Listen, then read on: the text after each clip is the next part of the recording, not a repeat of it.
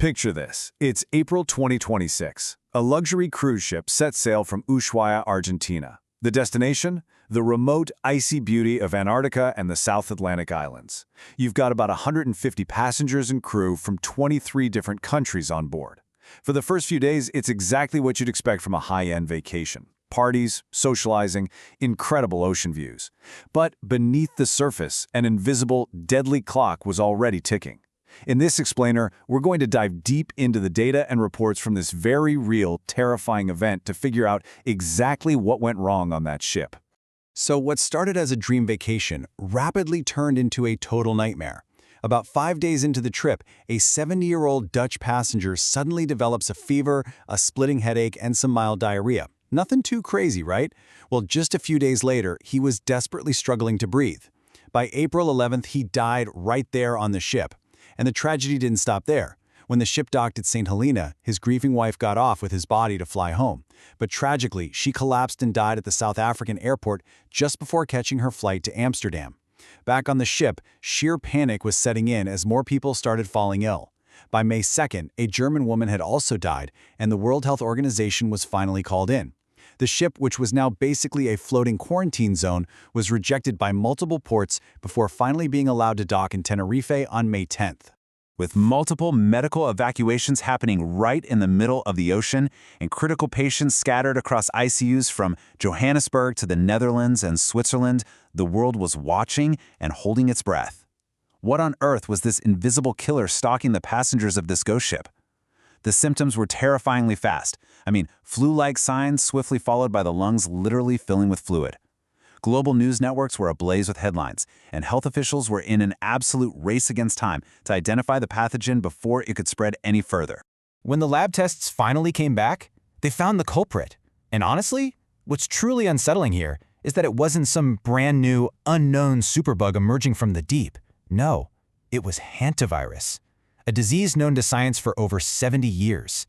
Yet, despite our incredibly advanced modern medicine and decades of research, its sudden appearance on a sealed luxury cruise ship in the middle of the ocean completely baffled the medical community.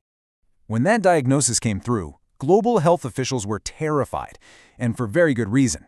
Get this, certain strains of this virus boast a staggering mortality rate of up to 50%. Let that sink in for a second. Half of the people who contract the severe strains of this virus could die from it. It's an exceptionally lethal pathogen, which made the high-stakes quarantine of that cruise ship absolutely crucial for global safety.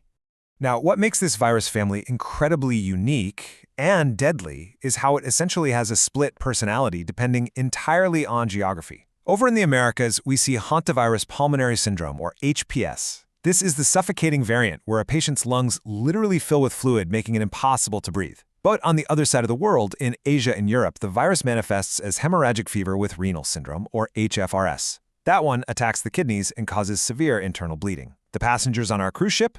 They were dealing with the suffocating HPS variant. But here is the absolute most terrifying part. Despite knowing about this virus for 7 decades, modern medicine still has no cure. Zip, zero. There is no FDA or WHO-approved vaccine. There's no proven antiviral treatment that can stop the virus once it's in your system. If you get infected, the absolute best that doctors can do is provide supportive care. Maybe putting you on a ventilator to help you breathe. But ultimately, your body's immune system has to fight this vicious uphill battle entirely on its own.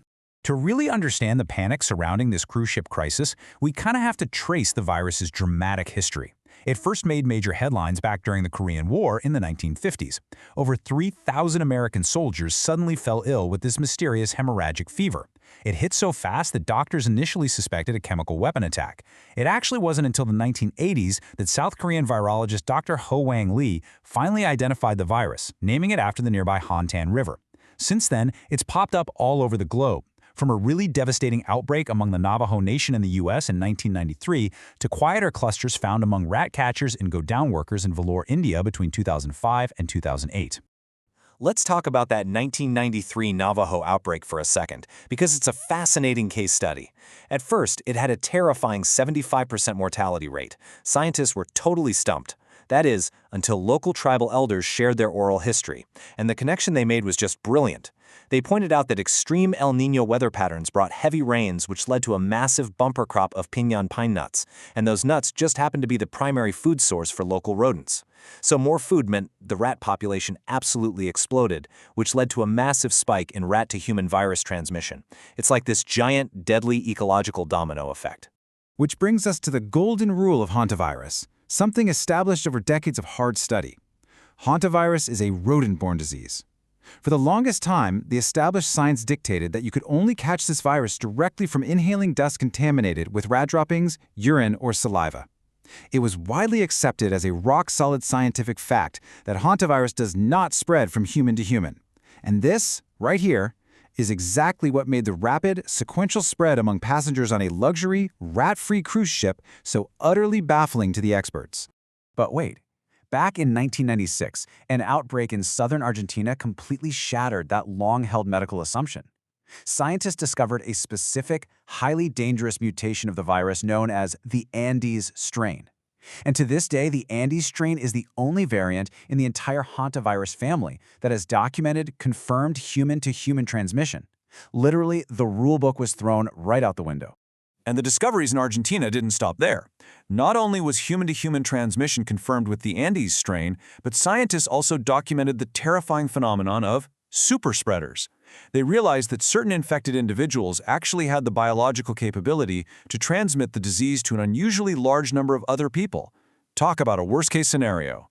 So that brings us right back to our ghost ship docked in Tenerife.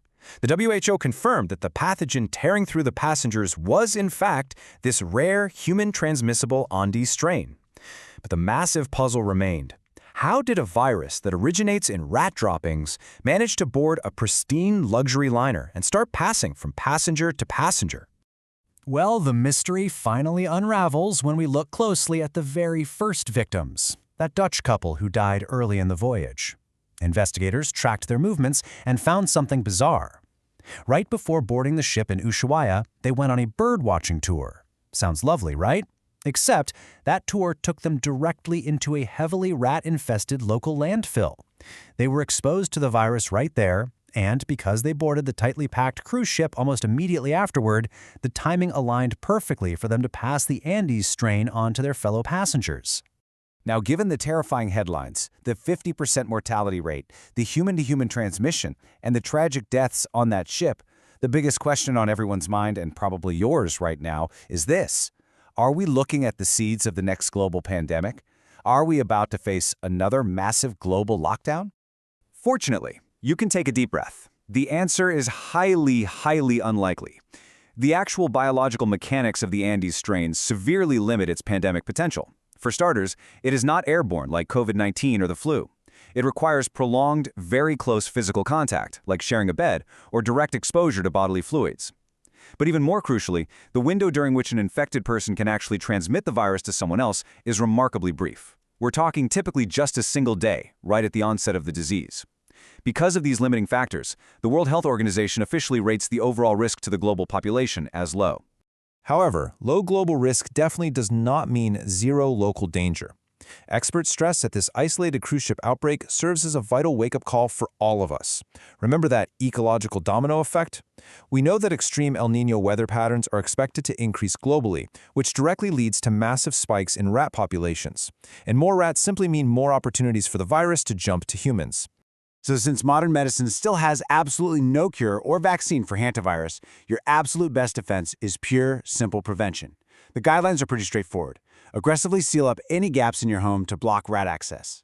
If you absolutely have to enter high-risk enclosed spaces like dusty storage rooms, go-downs, or basements, do yourself a favor and wear an N95 mask and gloves. Maintain strict hygiene, keep your food sealed, and dispose of garbage properly so you aren't accidentally inviting these little carriers into your living space. I want to leave you with this final, kind of provocative thought. Right now, the specific biology of the hantavirus, namely its incredibly short one-day transmission window and its need for extreme close contact, is literally the only thing standing between us and a global catastrophe with a 50% mortality rate. It silently highlights a pretty terrifying reality, how heavily our continued survival depends on these lethal pathogens simply choosing not to adapt. Thanks for exploring this mystery with me today. Keep asking questions and stay curious.